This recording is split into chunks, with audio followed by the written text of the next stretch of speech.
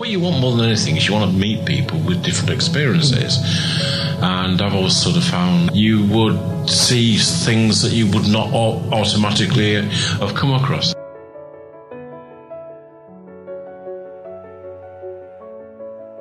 Hello and welcome to the Parliamentary Review podcast, the podcast that puts leadership in its sights. I'm Jonathan White, and in each episode I'm joined by directors, CEOs, CFOs, government ministers, chairmen, presidents, maybe one day even the Chancellor of the Exchequer. Don't worry, Sajid, if your budget keeps getting delayed, you're more than welcome to do it here instead. I'm sure Parliament won't mind. The aim is to discover who these people are, the people who get up each morning and make the world work. We discuss everything from the country's newest billionaires to whether or not we should have a dedicated department of Veterans Affairs. And of course, the innovation and success in the country that make it all worthwhile in the end. We also get their take on the current political and economic state of the country. Later on in this episode, you'll have the chance to hear our exclusive interview with Lord Pickles, former Secretary of State for Communities and Local Government, Chairman of the Conservative Party, and of course current co-chairman of the Parliamentary Review.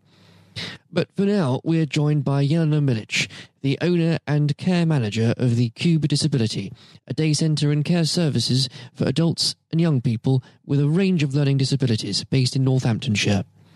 Founded in 2000, they now operate 4 centres across the county and have gained support through their innovative and alternative approach to care. Jelena and the team there do not put limits on the ambitions of an adult with learning disabilities. We discuss their model of care and the future for them and the sector now. Jelena, welcome. Thank you. Well, thank you very much for taking the time to join us today. Now, I thought we should start. It's been some time, obviously, since yourselves at the Cube Disability have been in the review. I think it would be smashing for the listeners to know what you and the team there have been up to since. Yes, we're a day centre service for people with learning disabilities, and we're based in the Northamptonshire area of England. Things that we do and have done recently is over Christmas we did our own panto show. We've got a dedicated art centre, so the students there performed a panto for the other centres and they prepared it, wrote the panto, the costumes, etc. And it was really good fun. It's always time to let your hair down and be a bit more risque than throughout the year, and you can get away with it. So they thoroughly enjoyed the fun of the panto. Absolutely. And I know we'll certainly a little later on in the show talk about that Art Academy, because it's an extraordinary feature that you have and something that hopefully can be, indeed, at most ambitious, copied perhaps by others around the country. But we will get onto that. And I should point out to the listeners as well, it's quite an exciting year 2020, because it means you're celebrating your 20th anniversary of being about. And so congratulations on that. Thank you. Right. Thank you. Not at all. And perhaps it might be prudent then to ask, in looking back at those 20 years, what would you say have been the organisation's guiding principles in delivering care over those years, and how have you applied them so successfully? I think the key thing is to push boundaries, actually take risks. You can't move forward without taking a risk. I think also it's very important to have disability at the heart of everything. So you want equality, you want disabled people to have the exact opportunities as you and I, and not almost protect them, but risk the things that we all do every day in life, and not hide them from society. We need to be out there, all of us. So I think that has changed a lot over the years with Paralympics, disability laws and equality. So that's our driving principle, to be out there. And it's such an important one. I know that anyone that knows anything about yourself, Eleanor, and indeed the business will know that one of your key ethos is certainly making sure that young people and adults with learning disabilities can enjoy the same hobbies and activities that any other person would take for granted. Absolutely, that's key. The only difference is that maybe someone with a learning disability needs some support. It may only be a little bit of support, but it's enough to allow them to enjoy, for example, a holiday. So it's about getting that support. Sometimes the support is free through family and friends, but in order for it to be more fulfilled, then you perhaps do need to pay a carer. And that's where all these services come into hand, be it day service, respite, residential, living disabilities. So it's where you live, how you live your life. But who will pay for that? That's the big question. Absolutely. And I think that question, that big F word, funding, is certainly something we'll certainly cover in due course, because I know we could talk about it for the entire program if we wanted to, but we probably shouldn't. And I would just like to pick up though, and what you've already mentioned just there, in terms of let's take the last 20 years. Let's take since you established the Cube Disability. The journey, I think, that the broader population have been on into learning and understanding those people with disabilities has been, I think, quite a positive one. And given your time in the industry, how would you, and what's your perspective on how general society's attitudes have changed in that time, and I would hope for the better? Absolutely, definitely changed for the better. Britain is a world leader in accepting, enabling disability. So I think we're not scared of someone who's disabled anymore. We're quite happy to sit in a coffee shop with someone with a learning disability. They might be making noises or not quite as we understand, but the fear's gone. So we welcome disability. I think the public are amazing. Wherever we go, they're helpful, they're kind, and also they do treat disabled people the same. I think that equality, not always giving them special permission to go to the front of the queue for a coffee, but allowing them to queue just like anybody else. So I think that's important as well, not to treat adults as babies. You've got to treat adults as adults. Absolutely. And I think especially, and certainly this comes down to education at all levels, not just for children, but for adults as well. But certainly I think some of the new pieces on the syllabus in terms of teaching children more broadly about the world around them, including all different types of people that live in it, clearly I think has come to help that cause no end. Absolutely. Again, Britain is a multicultural society, and disability is in there as well. So, we are not that white, middle-class English society ever. Those days have gone. So I think we are changing constantly, and you have to challenge. So if something doesn't seem quite right, don't be afraid to challenge it in a positive manner, not criticising. I think positive criticism is the way forward in disability. So if you see something wrong, say, well, excuse me, I don't know if you didn't know, but, and then you explain things and people then are aware. And then the next time they see disability, they're more understanding, they're more knowledgeable, and they're more welcoming. Absolutely. And, given... in fact, with all that in mind, what was it back in 2000? What was it, the main motivation from your point of view, on a personal perspective, that made you, take the risk? Let's be honest about that. And it certainly was a risk in establishing the Cube Disability in the first place. I did work for a council day centre, which was absolutely excellent. But the frustrations were if clients came in for the day and, for example, they wanted to go to the park and a coffee shop and maybe buy something, they sometimes didn't have the money, or someone might say, I'm so sorry, we haven't got enough staff, we can't go out. So it's the frustration of real simple everyday things that these clients, these people who came to these day centres couldn't do. And then there was an assumption there that they would be happy all day doing a jigsaw puzzle. Now, that's fine if they want to do a jigsaw puzzle, but if they've got no other opportunities or other ideas or other perspective, how can they choose? So for me, it was frustration. I could see the clients asking me things like, can I go for a tea? Can I buy that magazine? Can I go to the shop? Can I look at the clothes? So they're real simple everyday things that you and I take for granted. But for them, it was life-changing. So you've got to give them those opportunities at all times.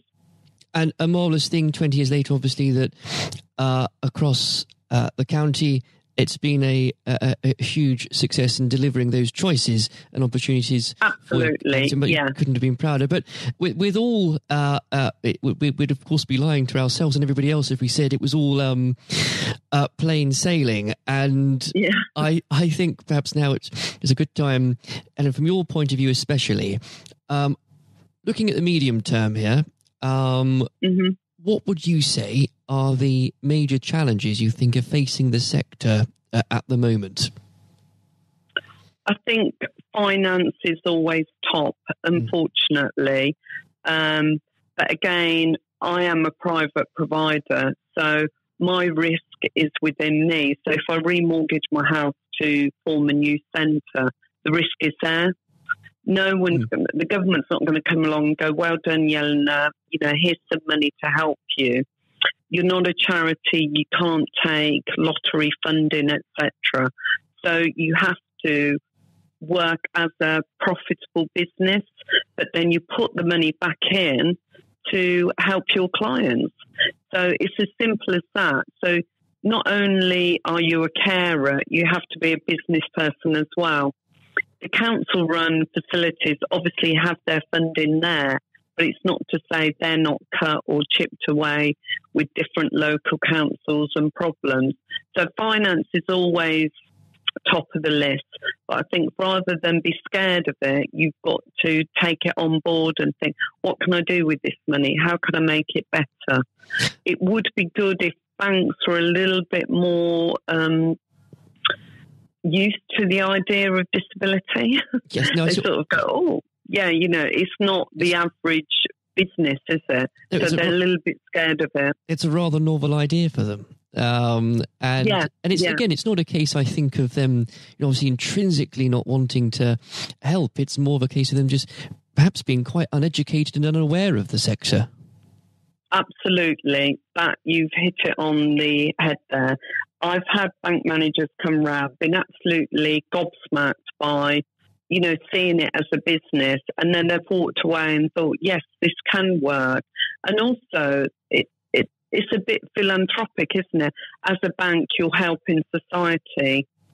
So why shouldn't you, not that it's right to say, but the bank makes some money, we make some money, the client has a better quality of life. We can then put that money back into the business and it revolves around again. So it's win-win-win. But the main aim of any business is that your customer's happy. So our customer has a learning disability, but they have the exact same requirements, wishes as any customer, and we should fulfill that. We should never underestimate that. Exactly right. And speaking of course, the customers, and I again, a lot of people that aren't perhaps familiar with the sector may be unaware, but there were certain reforms, of course, brought in now, 10 years ago, 2010, which across the county, Northamptonshire, that allowed adults with learning difficulties to actually choose what services they wanted to access. Was before, of course, it was purely based by postcode, essentially by geography. How did that reform shape the business. And I know, Ellen, you're, of course, a proponent of that personal choice. Yeah, Northamptonshire was a test pilot for people with learning disabilities to accept what's called direct payment for their own monies. So prior to that, the council used to pay on your behalf where you went. So overnight that changed, and the adult with learning disability had their own money, had their own choices, was empowered. Now for them, that's absolutely amazing to make those choices. For us as a business, it was great because prior to that, someone would ring us up and say, here's your customer, number 1, 2 and 3. But now we were like any other business. We had to advertise. We had to show people that we were the best, or at least, you know, I am aspiring to be the best in the county. So as a customer, where do you want to shop? Do you want to shop at the best shop, the local shop, the country's shop? So it's exactly the same. They had choices. But for us, it was a great change. And I believe because we have a good service, it's allowed us to expand. And the main aim is that you continue with that high quality service, even though you're expanding. So it's a great thing. It's about equality of people with learning disability, but also it allows equality of businesses as well to be more entrepreneurial and offer different things. So again, it's very good for everyone. Absolutely. And going forward, and maybe I'll put you on the spot here, and it might be a bit unfair, but let's, we've just gone through the general election campaign, and for the first time in a long time, we have a government with a single party government with a solid majority. Yes, that's correct. It looks like, obviously, the relevant European Union legislation will get through at the end of this month, which will mean, I think a lot of people hope there'll be more time to focus on other things, like everything else. But with that in mind, if, say, you had a magic wand, you were Secretary of State for the afternoon, what is it you would do? What is it that you would reform that you think would really help the sector and the business out at this time? Are we talking about learning disabilities or in general? No, certainly, let's start with learning difficulties. I think would be yes, that would be perfect. For me, specific, I think more legislation that gives people with learning disability power, so they can choose where they live, who they want to marry, if they want to have children. Why shouldn't we have a learning disability university or an MP or a candidate? So we need to push those boundaries even more. But if it's in legislation, then you can adhere to it. If it's just an idea, then parents or carers can make decisions for people with learning disabilities. That isn't really their decision.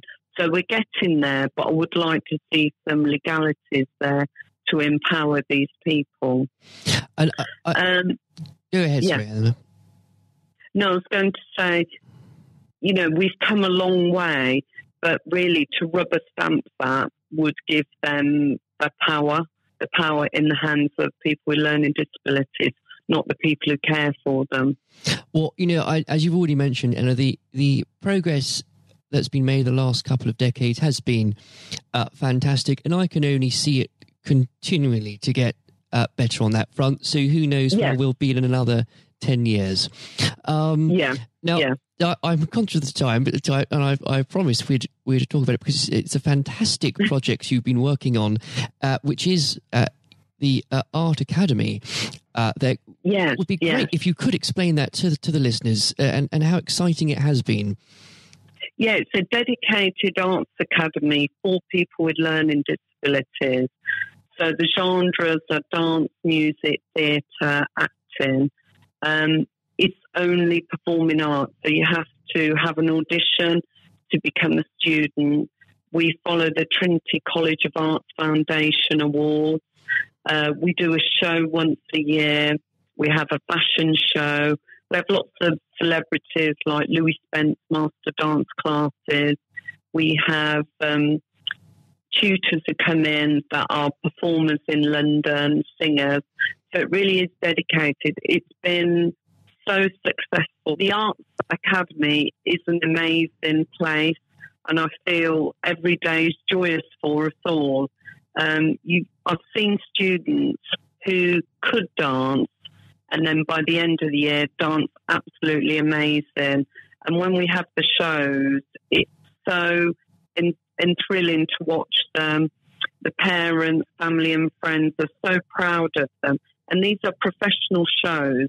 So we have lighting, music, scripts. We sell the tickets, so it's top professional.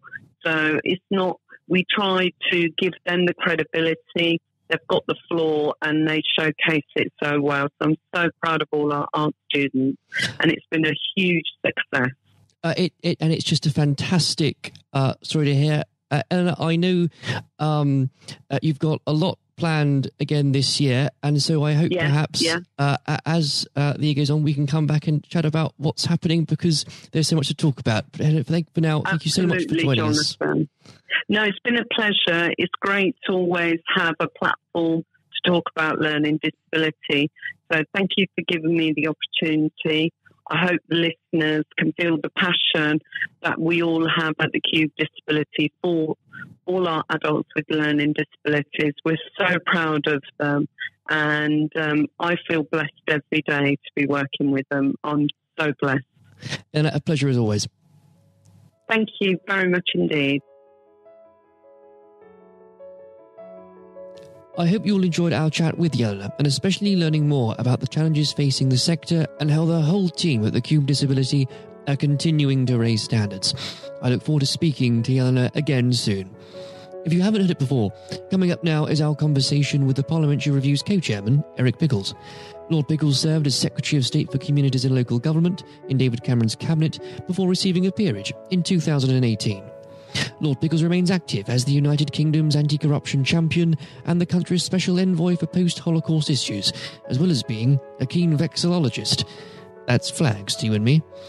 I hope you enjoy listening as much as I enjoyed speaking to Eric. Here it is now. Lord Pickles, thank you very much for joining us today. Pleasure. Now, I'm sure you won't mind me reminding the listeners that you've been involved in politics, both local and national, for quite a number of decades. Indeed, before the days we were in the common market. But of course, MPing for Brentwood for 25 years. Absolutely. What would you? I mean, of course, you president there as well, despite being a proud Yorkshireman, obviously representing a good Essex seat. What would you say to your old constituents right now? Hang in there; it'll be all right.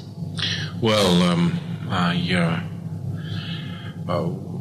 it's different when you're a member of Parliament, because you've got to kind of toe the government line a little bit. So one thing I found now is I've got my weekend back and I say what I want, and I think I always say to our constituents is that it is pretty hopeless down there. Excellent. Well, on that, I think, honest assessment, it's something I think the Parliamentary Review has always done quite well, talking frankly about problems, issues, and also not just good practice, but leadership. Well, I was used to read it when I was a member of Parliament, because, what you want more than anything is you want to meet people with different experiences, and I've always sort of found it quite a kind of a chatty magazine, but also you would see things that you would not automatically have come across. I certainly have attended the receptions over the year, and it's amazing the things you kind of pick up. And I think it's important to stress it's not because politicians aren't interested, because honestly, as you'll know more than anyone, it's an issue of time. And to be able to have a channel and a platform where you can keep communication lines between businesses, schools and policymakers is so exceptionally important. I think so, and it's important that it's beholden to nobody. People, pay to be part of the publication, pay to be members, and it's a way of not beholden to government, not beholden to anything.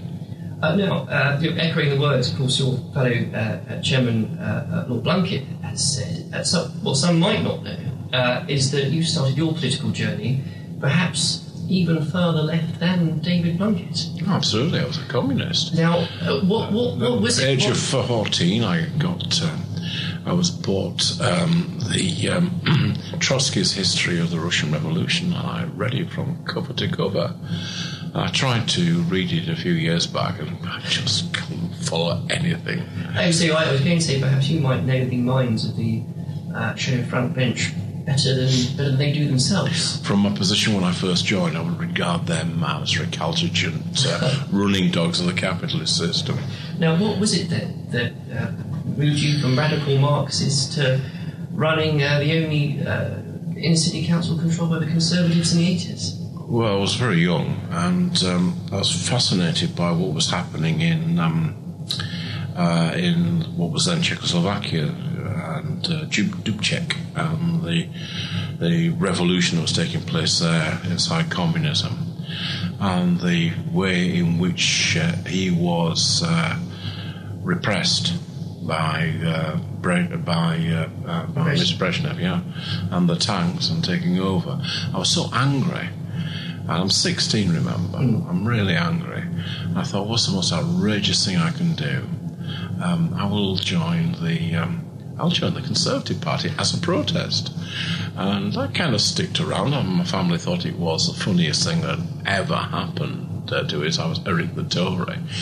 And I think you announced this quite grandly as a grand protest. I did indeed, but I kept going down, and it was an exciting time. People were developing the ideas of what the Conservative Party should be. Selsdon man, even Heath looked radical. We had different ideas, and it eventually clicked. And at some point, I became a Conservative, and that was 51 years ago. I think I'm definitely 100% a Tory now. Through and through. Through and through. Although I do know the story, most people might guess that a dynamo Conservative like yourself would have perhaps a portrait of Mr. Thatcher or Mr. Churchill in their office. But who is it that you have? I had Che Guevara. Which I always had him over my left shoulder for visitors, and they always used to you see their eyes going up and thinking, who? I can't possibly be it. Someone asked me if it was Desi Arnaz. I thought it was married to Lucille Ball. But no, the reason I did that was to remind me and to remind my officials that without constant vigilance, the cigar-chomping commies would take over. I'm sure David Blunkett was in the room to reply to that, actually. But in that long journey, you eventually ended up, of course, in 2010, doing something most Conservatives would never thought they would have to do, but in a coalition government with, of all people, the Liberal Democrats. That's right. Now,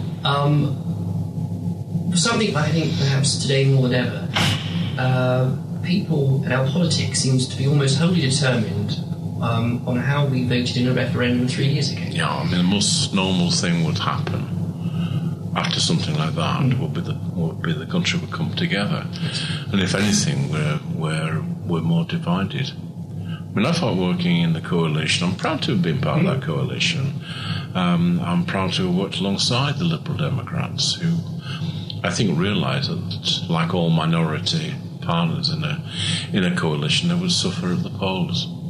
Do you think we've lost the ability recently as a people to work with those that we might disagree with on issues more than we used to? I'm not sure that's right. I mean, you can see various members of the Conservative Party working closely with Liberal Democrats and Labour to defeat their own government, but it's not a thing I think I would want to encourage. Quite. And I should remind listeners, we are recording this in Victoria, just over the road at Cardinal Place, a fantastically new development site which wouldn't have been there without some of your legislation. What was the proudest? I personally approved it. Absolutely. What was the proudest moment, you think, in serving Secretary for 5 years? It's my actual proudest moment. We did a thing called Troubled Families, which was the first centre-right attempt to deal with poverty and to deal with difficult families that were causing a disproportionately large amount of call upon the state, and it was on the basis of tough love. It's on the basis of getting people into jobs. It's about dealing with the kind of the family as a whole, not just one or two individuals that were having a problem. And I'm pleased that it's continued. And since, I should very much stress, since of course you're stepped down being an MP, you do have your weekends back, but that's not to say you haven't remained very active and very busy. Of course, continues the government's anti-corruption champion, shone the harsh light of day over malpractice in the local government. Indeed, the Queen's speech we've just had includes some of your recommendations from 2016. I think a couple of things on that. First of all, are you surprised, I may imagine you may not be, at some of the backlash towards, in this country, introducing voter ID for voting? It is absurd, and it's particularly absurd coming from the Labour Party, because it was largely Labour's vulnerability that got my interest in trying to do something about it. And it's a bit like saying, you're requiring people to show some ID, that this is suppressing voting. It's a bit like saying that the post office is suppressing parcels because they demand to see some ID. I think they've got a bee into their bonnet that this is something like that goes in the state to repress. It's not. It's about giving confidence to the system. Now, the Electoral Commission and foreign observers have warned us for such a long time that our electoral system is vulnerable. And it's to misquote John Major, we are really sort of old maids cycling to evensong and Warburn. Yeah, I mean, it's such a basic thing. It's an important thing. And it was kind of interesting in some of the trials. They did a focus group with a bunch of young Asian girls. And they said they thought the process of a photo ID would actually give them a greater confidence in the fairness of the system. I make all kinds of recommendations to stop postal vote harvesting, to stop various fraud taking place, to stop intimidation at counts, to stop intimidation outside polling stations. And I think you referenced it earlier, the Westminster bubble. A lot of the places where this occurs and the places where this does go on are places where perhaps many members, many people in the press don't usually go to. No, they don't. We saw a YouGov poll that said the overwhelming majority, well in the 60%, thought this idea was sensible. Yeah, and I imagine you're quite proud that recommendation is in the speech. Yes, I mean, I'm a bit frustrated they didn't do it sooner, but nevertheless, I'm very happy that they are doing it. It's as if the government's time has been taken up by something else and we've not focused on anything domestic. Absolutely. But with a man, though, with his roots in local government, do you think, and how much you've worked with that report, especially looking at them carefully, how would you rate our current state of local municipal politics? Local government's very good. I mean, local government, don't get me wrong, it's by and large corruption-free, and it does a remarkably good job. And it was, in truth, my worries about local government and that these measures were brought in. I don't believe the fraud is big enough to be able to take a parliamentary seat, but it is big enough to take a council. And if you are negligent, uncaring about the probity of the poll, you're likely to be equally negligent about the awarding of contracts to your friends. So it's all past that. But local government is a very enduring part of our constitution. I got a bit stick because we had to take some money from them, but by and large they survive very well. Excellent. Now, beyond obviously that work, you're also, of course, the British envoy for post-Holocaust issues. Yeah, sure. Very dear to your heart. I know you've done some fantastic work recently, including with obviously former Shadow Chancellor from the Review, Ed Balls. Would you mind, if you could just let the listeners know what projects you are working on with that, and really the importance that has to so many communities around the country? Well, I used to be very unpleasant about Ed Ball, and he used to be very unpleasant about me. But I found working with him remarkably easy, and we've not had a single row in 2 years, and by now we're beginning to be able to finish each other's sentences. We're building a memorial to the Holocaust next to Parliament with a learning centre below it, and the reason why the Prime Minister chose that site is that it was David Cameron, and he wanted to ensure that when people left the memorial, they would look and see Parliament and recognise that it was the last bastion against tyranny. But more important, to remind people who work in Parliament that the legislature has a choice. It can either protect its citizens or it can oppress its citizens. And we do know that it was a compliant legislature that brought in the Nuremberg laws. And at a time when there are parts of Europe that are seeking to rewrite their history and seeking to see themselves as only the victims of the Nazis, I'm determined that we should tell the truth in an unblinking way. We are, I suppose, at a critical crossroads when the last survivor is likely to be no longer with us within the next decade and a half. And at that point, we do know that history starts to be reassessed. I think it was Simon Sharma that talked about this. And he was referring to the French Revolution. And of course, most of the books written in the 1850s are the ones that have shaped our view of the French Revolution. But the difference is this, that slightly over 100 years ago, my grandfather Edgar grabbed hold of his Lee Enfield and walked out of a trench in the Somme and walked towards the Germans. And within a few minutes, most of the people he'd been brought up with, most of his friends were dead. Nobody doubts that he did that. But there's a whole industry out there that doubts that the Holocaust took place. So that's why it's important that we help frame that narrative.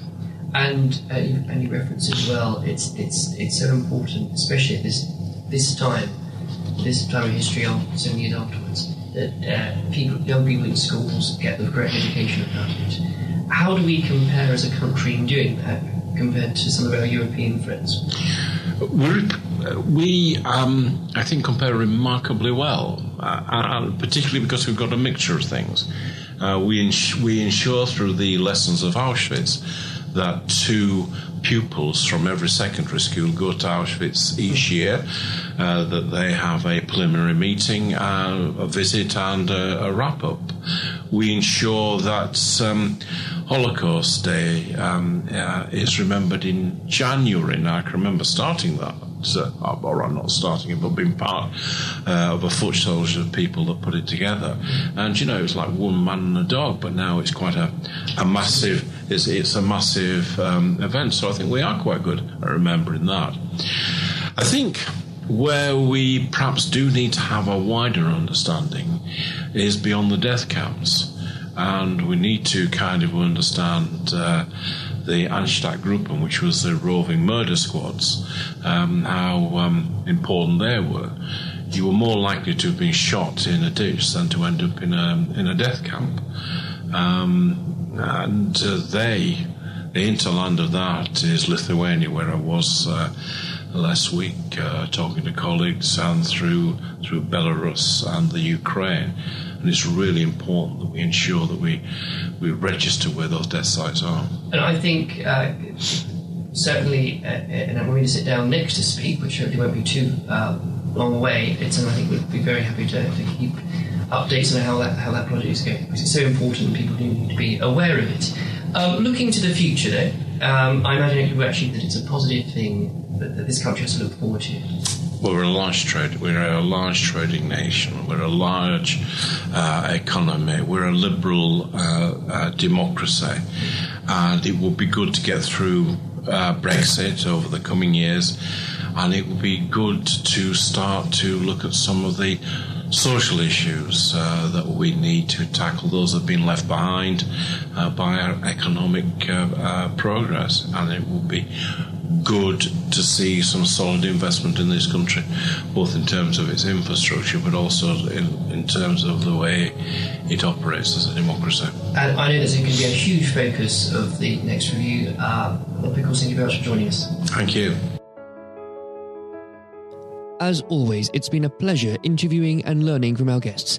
I hope you've all enjoyed listening. Until next time, I'm off to the Albert to raise a glass to raising standards. Goodbye.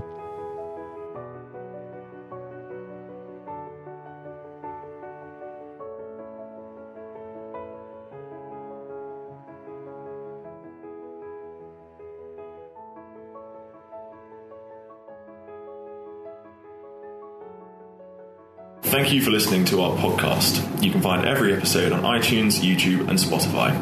The views expressed by each guest in the podcast are their own. They do not represent the opinions of the Parliamentary Review, Westminster Publications, Lord Pickles, Lord Blunkett, David Curry or any other guest on the podcast. If you'd like to know more about the Parliamentary Review, please visit www.theparliamentaryreview.co.uk.